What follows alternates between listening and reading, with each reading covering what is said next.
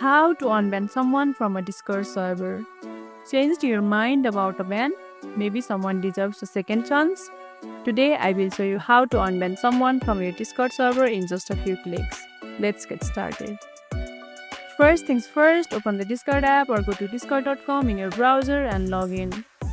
Now, open your server. Go to the server where the user was banned. You must have band members' permission. Click the server name at the top left, then choose server settings. Scroll down the left menu and click bans.